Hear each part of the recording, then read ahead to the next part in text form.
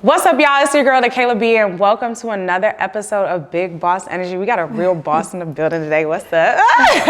No, but I got Alexia Wright here with me, who is a literal super host on Airbnb, over 35 properties here in the Atlanta area, and she is out here doing her damn thing, y'all. So I just wanted to have you come in today, so thanks for chopping it up with us. But, I just want to get into the story, get into who you really are, and help the audience really understand, like, how they can become somebody like you, Yes. So talk to us, we was talking before this, and you was telling me you started, like, at Chic Fil. That was your first job in college and stuff. So tell me about your college experience. Tell me about being at Chic Fil, where you was at in that space in your life, and what you kind of envisioned for yourself at that point. So Chic Fil was my very first job. I felt like Chic Fil taught me to be the person I am in regard to like character. Ooh. So if you like, in regard to like all the other restaurants, right, fast food, everybody loves Chic Fil. Service A1. Everybody loves Chic Fil. And I had got to a point, I was at Chic Fil for like 6 years. Oh, wow. So I started as a regular team member, and then they made me a team leader. I started traveling, opening up different stores. I did grand openings. And then at some point my last position was assistant general manager. Okay. So I was at the airport, and that's the busiest Chic Fil in the whole entire world. Yes. Wow. Yes. A lot of people don't know that. I did not. Yeah. Because we have the busiest airport. Mm-hmm. So there's two Chic Fil, but that one is the busiest. The one that I worked at was the busiest one. So it taught me a lot. Like that was probably the hardest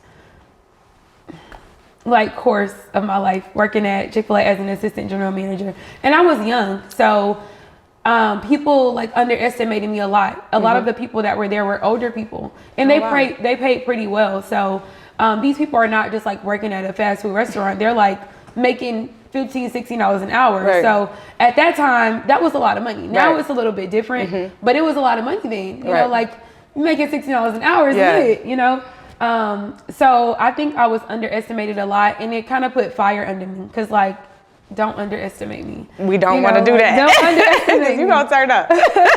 So I was in college at the time, and I think I was I was in college the whole time I was there, and at some point I became a senior. Throughout my career of being at Chic Fil, I became a senior in college. I had a double major. I had a double major in accounting and finance. And I had a minor in French. Oh, wow. So I'm assistant general manager. Three majors pretty much, because there was a minor, but 3 studies. Exactly, I had 3 studies. As a matter of fact, I was a junior. When I became a senior, I got pregnant. Ooh. Yeah, so we're gonna get into that. Yeah. So that was a huge, that was a turn for me in my career and in my life. When I got pregnant, it was I'm not a person, I don't like depending on people. I don't care who it is. I'm gonna go get it. Whatever it is, I'm gonna go get it. And I think that was the phase in my life that has made me the woman that I am today. That struggle. When I got pregnant, even when I had her, I was in the midst of it. I was building my Airbnb business. So the foundation that I built today started then. At Chic Fil.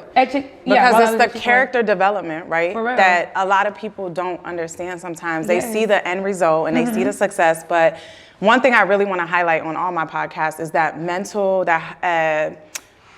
development and that foundational space that a lot of people need to be in when it comes to understanding, to build and scale a business, I have to have some type of foundational understanding about who I am as an individual, what I'm willing to show up and contribute on a day-to-day. For sure. And, giving it your all. So I know you said you got pregnant. So talk about that space where you're in college, you're a junior at that point? I was a junior. You're working at Chic Fil and then you get pregnant. So what is that mentally like in that moment? I love my daughter, but something I always say is if I could have waited, I would have waited. Right. But I feel I put God in first in everything and anything I do. So now that I'm here, of course I couldn't see what it was then, but I see it now. And I feel God put that, he made me go on that path for a reason. Right. Because I don't think I would be who I am today. The things that I went through, the people I met, just the person I became was literally who I am today. It's a process. Yeah, it was a process. So it was difficult. And even when I had her, I went through postpartum really bad. My hair was falling out. I was so emotional. it was to the point where I was like literally in my last year of college, and I'm like, I'm not about to, girl. Yeah. I was like, I'm about to quit, but that's how I felt. And something I always tell my mentees, my students, is if you don't be consistent, you won't get anywhere. Yeah. And if I had not been consistent at that point in my life, I wouldn't be where I am today. Right. So I'm here to tell y'all, like, in anything that y'all are doing, make sure you are consistent. Right. Like, I tell people this, so this is the way I like to explain it. We all go through our storms. Everybody gonna go through something. Nobody said life was gonna be peaches and cream. Yeah, we can get the money. Yeah, we could be cute. Yeah, we can get the Chanel bags. But when it all boils down to it, when you get ready to lay down at night, who are you as a person? Right. Who are you as a woman? You know, so I tell people this, like, with all of us going through our storms, it's raining. We gonna have our days and our times where it's gonna be pouring. Literally. But I like to say, like, we gonna walk through the storm, or we gonna stay still in it. Right. No, I'm about to keep pushing. But keep pushing. I'm about to keep pressing. So that was what that phase in my life taught me, like, was to just keep going. And I don't think I've ever been through anything more difficult since. And I think that just kind of built my faith. So right.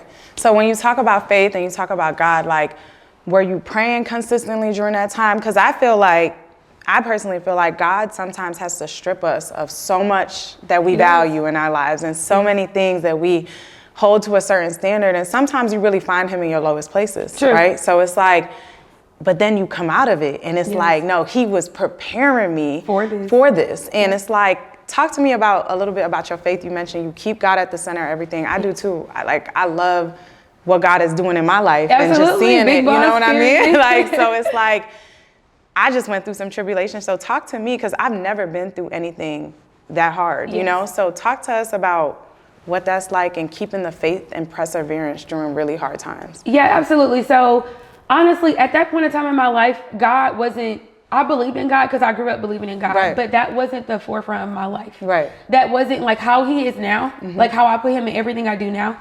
It wasn't the case then. I kind of learned that recently, like in the past couple years, when I came out of it, I'm like, there's no way I had this strength to get me through what I went through. So at that point in time, when I came out of it and I became the butterfly, I'm like, that was God. Like, I don't give myself credit for anything. Nothing. Like, people praise me. They're like, Alexia, you're doing this. I'm like, no, God did that. God did that. Like, no. So then I didn't have that faith, and that wasn't the forefront of my life. But now that is like, I don't do anything. Like, when I wake up in the morning, the first thing I do is pray, you know? Yeah. Anytime I'm going through stuff, because we all go through stuff. Everybody. But I really feel like we get through things based on the level of our faith. Right. You know, so I don't think that anything I'm going through or anything that I may, you know, go through is not meant for me. Right. So I look at everything like a lesson.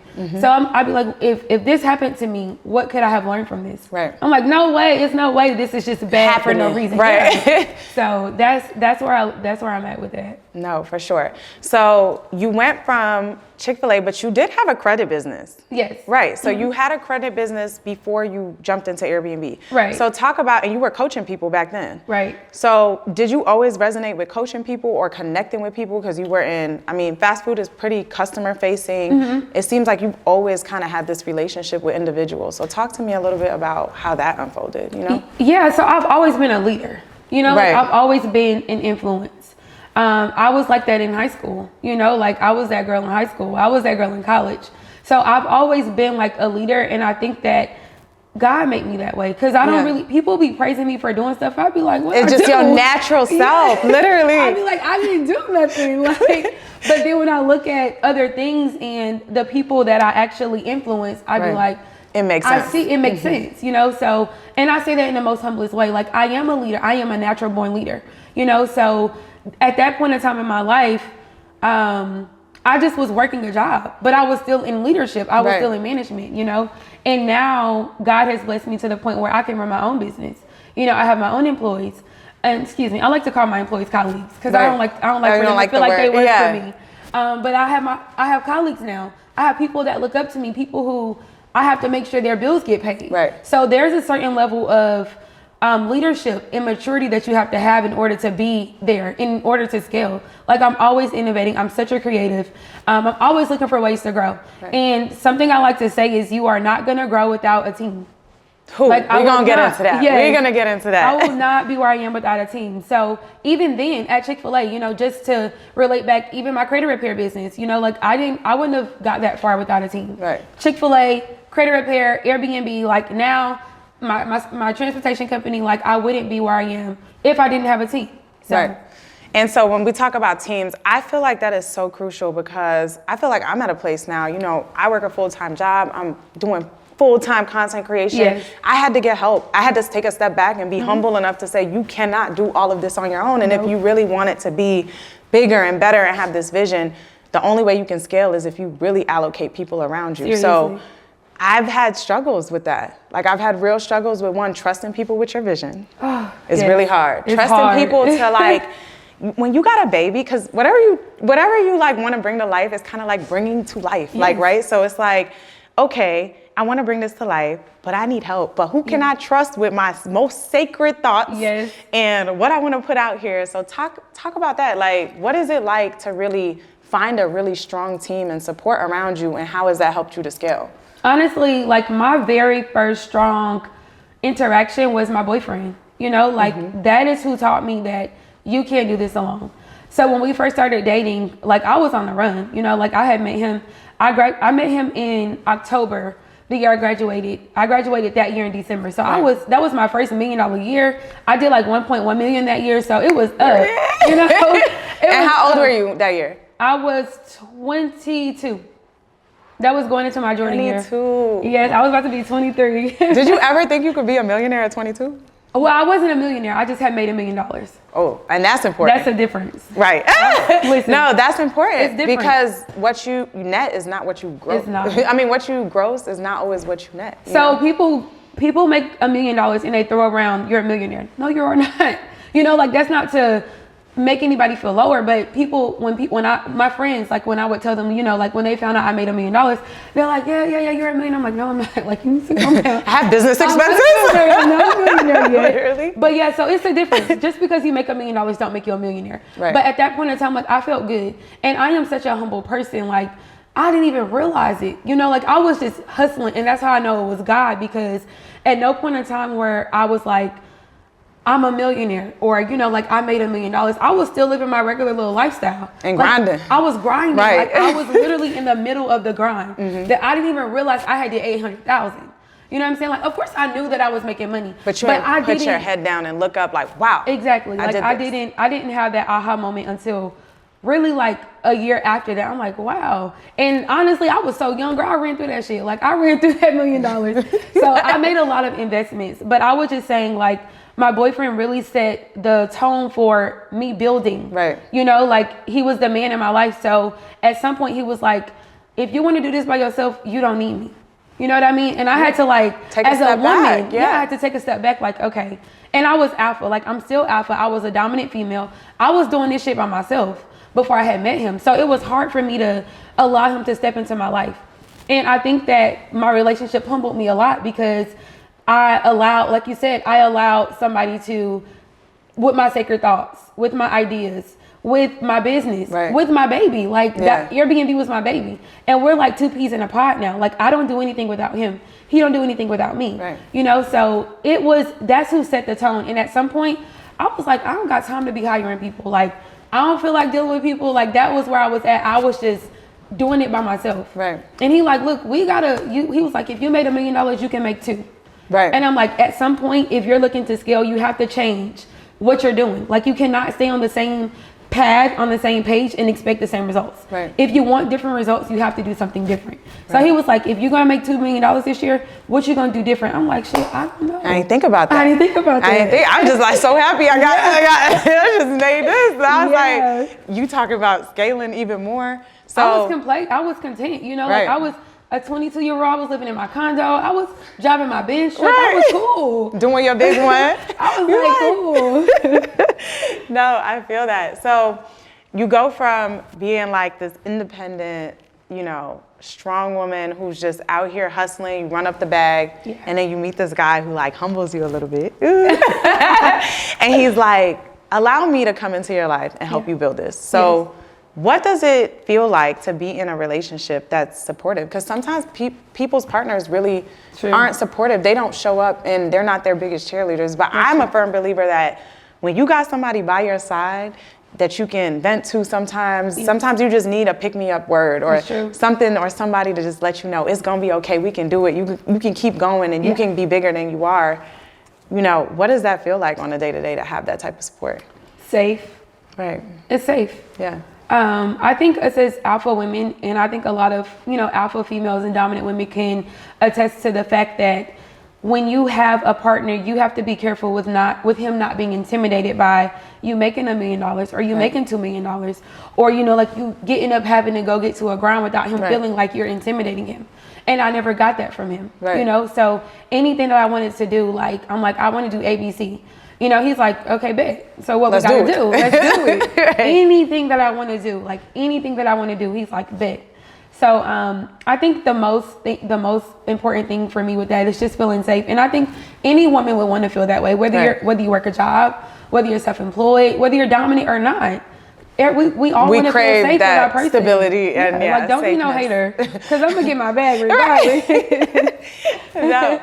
And it's really powerful that he wasn't insecure, because some men cannot handle, you know what I'm saying? But I love y'all, But no, that is really dope. So as you're scaling and growing, COVID had to come around. Facts. So what is COVID like when you're in the hospitality industry and things are going up, you done ran up the bag, you got your man now, things are going good, and then it's kind of like this hiccup. And we mentioned there's always gonna be hiccups. Storms. But COVID was different. This is something nobody's seen, nobody's ever expected. Yeah. How do you maintain that persistence and consistency in a moment like that when you're being tested? Honestly, during COVID almost took my business out because we got hit first. For sure, we got hit first. People stopped traveling immediately. Sanitation. People was not. Did you sanitize them?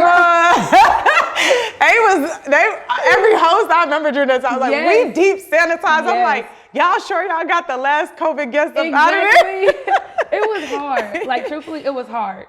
But something that I had learned, luckily, I was already good with my finances. Right. So the way that I live is, if I cannot live with the lifestyle and the bills that I pay a month, if I cannot live at least 6 to 8 months from where I am right now, I am doing something wrong financially. I don't have time, because I feed other people and I have other people that feed other people. At some point, as a leader, as an individual, I have to make sure I'm doing what's right. Mm-hmm. So at that point, I was cool during COVID. My business took a hit. And of course, going from making, hypothetically speaking, 50,000 to 10,000 is going to make a big difference. Right. And guess what? Those bills didn't stop. Rent didn't stop. Car notes didn't stop. Those rents didn't stop. Nothing stopped. No, we lived through it. Nothing stopped.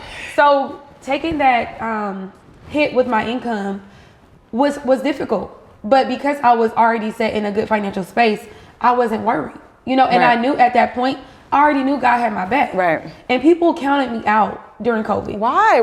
So when you say counted you out, talk to us about that. Like, what you mean they counted you out? Not me individually, but they counted Airbnb out. They counted Airbnb out. And because I was such a huge influencer on social media, people would comment under my pictures like, what you gonna do now? Like, they was waiting on that moment. Like, I'm like, babe. Right. And remind you, this is how God works.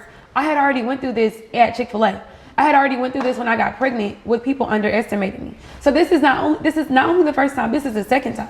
So I'm like, bet, it's up on everybody. Right. Girl, I birthed so many businesses after COVID. Damn. Like, Airbnb was the only thing that I was really doing during COVID. After that, like, it was up. I think I made the most money post-COVID. Once again, what we said, sometimes he bring you to that lowest place before letting it go up. Real, it was up after that. Like, we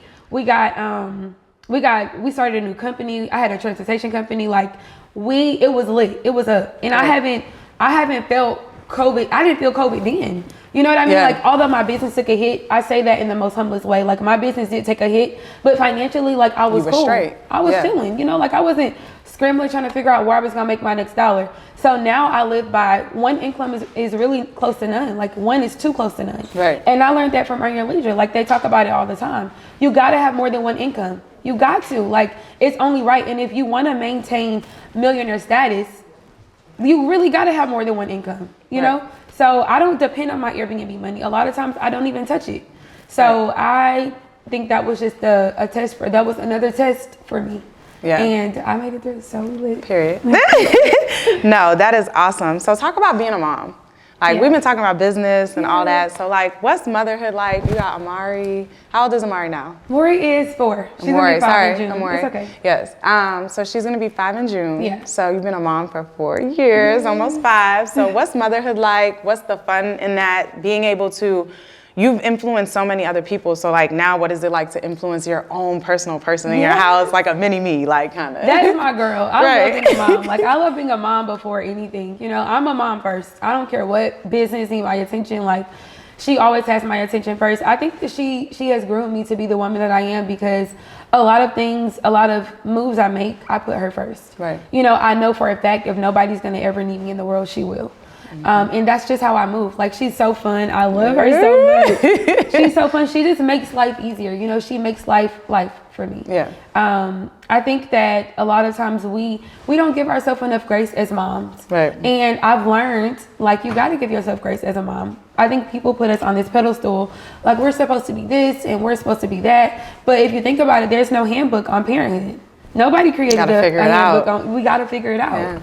So luckily I have a really great support system, and her dad is like, you know, he don't play with her, you know, he don't play about her. So I love my family, and I think that because I'm a family girl, you know, I'm a family woman, that I can see that in my business. Like my colleagues and my team, they can see that I put my family first because I treat my colleagues like family. Employees. And like I treat them like family. So.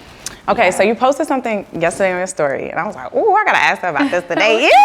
But what did I say? No, you said there's more to ambition than chasing a bag, and I really was like, "Ooh, you know, we're about to talk about it today." So this is something I definitely want to get into because I feel like a lot of times we set out and we're so focused and we're so driven on making money that sometimes we neglect what we actually like, what we actually want to do in life. Yeah, that's true. And I feel like the reoccurring theme of all the episodes and people that I interview is they really set out to chase their passion. They didn't really put money first. They were very passionate and just self-driven about something that they were passionate about. So talk about, you know, just like, what is it like when you say that? Like, what do you really mean by that, and what do you value outside of money? I don't value money at all. Right. Like, they print that shit and burn it every single day. You know what I mean? Money is like the last thing I think about when I wake up. And I want to say this, it's hard for somebody who doesn't have money to feel that way. You know, so just to the people, like, that mindset is not for everybody. So it's just like with banks, right? Banks don't give money to people who need it. If you think about it, banks only give money to people who don't need it. Right. These billionaires out here, they can go to the bank tomorrow and the bank gonna give them $500,000. Right. You can't go into a bank broke and expect them. They're not gonna give you $1,000 credit card. Right. You know what I mean? So I don't think about money. Like, I don't value money, and it is true. Like, you really do have to chase your passion. Something else I want to say is one thing I've learned as an influencer and somebody who sells products. People don't buy products, people buy people. Right. So if I am who I am and I continue to build my character and I continue to build who I am as a woman and as a person and how people see me, then people are gonna love me anyway. Right. I was saying with Jada. Right. Jada can sell windows. Right. Jada can go sell these and people are gonna buy them. Because they love Jada. They love the brand of Jada as an individual, the personality, how fun she is, bubbly. She lets us see who she is. Who she is, yeah. And so as a content creator, because that's a major part of business in today's society. For sure. So how does content creation and being your transparent and true self show up and resonate and translate into that revenue? Yeah, so being a content creator is a full-time job. Right. we gotta let people know that it's a full-time job. You know, like, we really have to get up and have a camera in our face and do our hair and do our makeup and find clothes. You know, that is a full-time job. Like, me creating content, I really have to set out 2 days a week just for content. That's how important it is. So I don't like the fact that I don't have money goals, Kayla. You know, like, I want to make $100,000 this month on my board, you know, on my vision board. I'd be like, what is it that you want to do? And I turn it into a certain dollar amount. Right. You know, so like my meet and greets. That was a event I had where people would come. I would take them to see all of my five of my top Airbnbs, and then we would have like a presentation. Like we kicking it on the sprinter all day, like as we're riding around. We're talking about Airbnb. We're doing a lot throughout the day. That one event, I made over $100,000 with over 30 people. Wow, that's crazy. At $3,500 a pop, you know. So I didn't be like, oh, I want to make $200,000 off of this event. No, I had a vision. I literally was riding in the car. I stopped at the gas station and I told my boyfriend, I was like, I got this idea. Right. I said, this is what I want to do, and we executed it. I didn't know 30 people was going to sign up. I definitely didn't think they was going to pay $3,500. Right.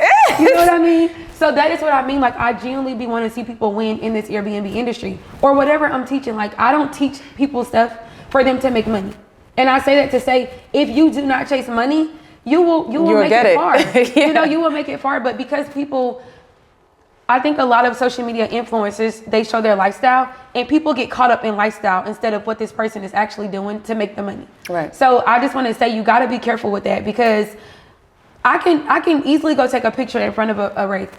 I can go easily take a picture in front of a Lamborghini. You can sell anything online today. Anything. Mm-hmm. And people do that. Yeah. And people fall for it. I've seen so many people get screwed by Airbnb mentors.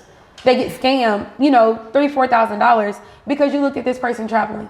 But you don't know it's a nigga funding that trip. You know what I mean? Exactly. Like, let's talk about it. No, it's real. There's nothing wrong with that, but I don't like the fact that people are falling for lifestyles. Right. I don't fall for nobody's lifestyle. Yeah. Let them show you exactly what they're doing. And if you're I'm transparent. Transparency and just being, you know, in a space online. So talk about a little bit about what it's like, because we do live in that day and age where people are posting and doing anything.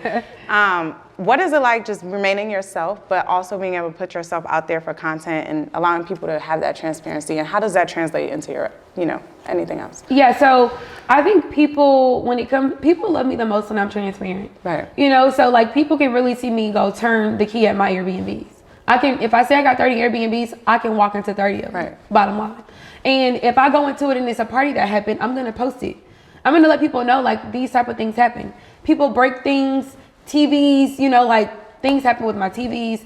They break the beds. I don't know what they be doing, but they be breaking stuff, you know. People have, like, outrageous parties. I don't really get this that often, but I've had it happen. And I posted it a couple weeks ago at one of the houses that I'm managing. It was a really big party.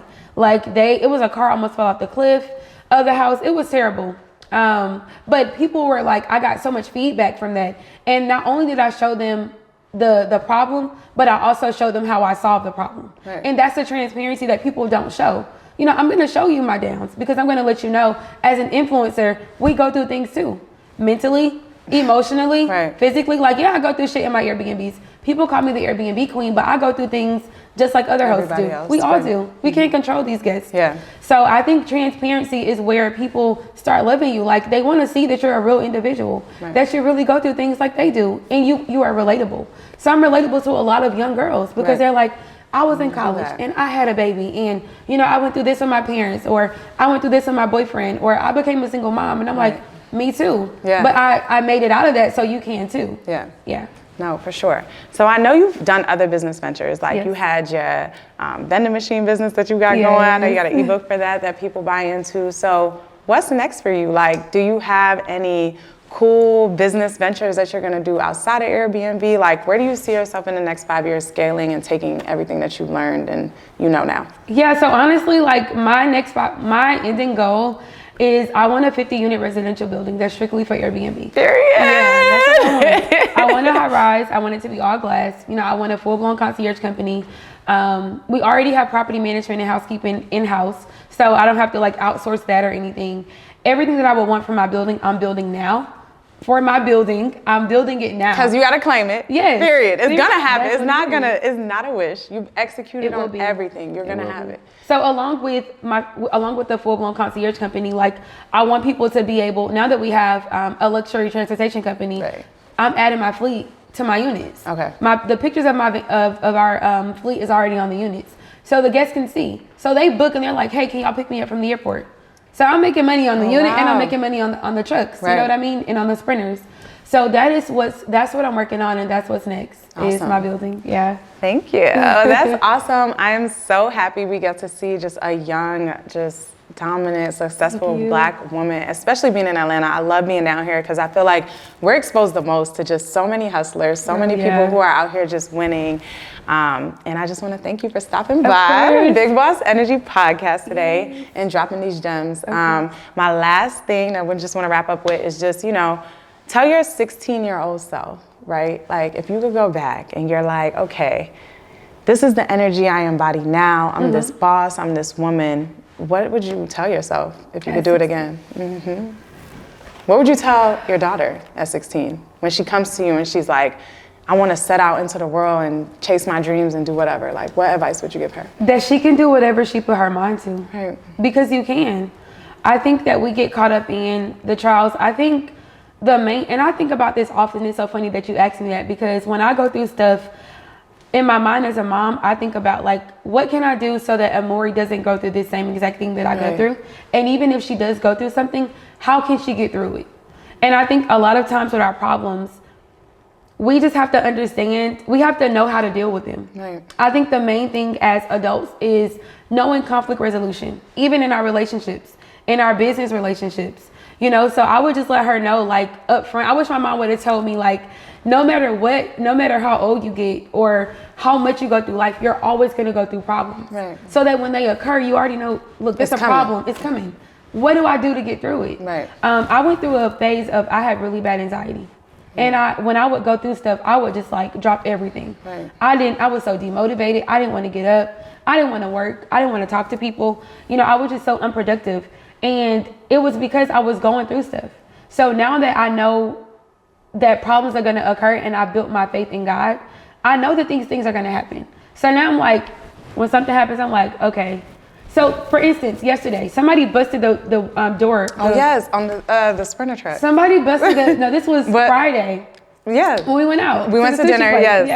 Yeah. So somebody busted the window on my Sprinter, and I'm like, all I can do is laugh. You know how you, you know how you just have, like, that is so crazy, because that happened to me today. You already know. Yes. Y'all don't even understand. Before this podcast, just shit went left, right? So I literally laughed today, because you know what I said? I said, this is the devil trying to play a trick on me. Period. And you have been in so many predicaments where over and over again, right before you're about to do something great, something crazy happens. Yeah. And I'm telling you, you gotta laugh that stuff off. You gotta have the resilience to just say, things can happen. Yes. This is the everyday reality we live in. And you gotta have conflict resolution, like you said. It's very much a skill. I feel like a lot of people look at certain people and they'll be like, okay, you're able to just solve your problems or bounce back, but it really takes practice.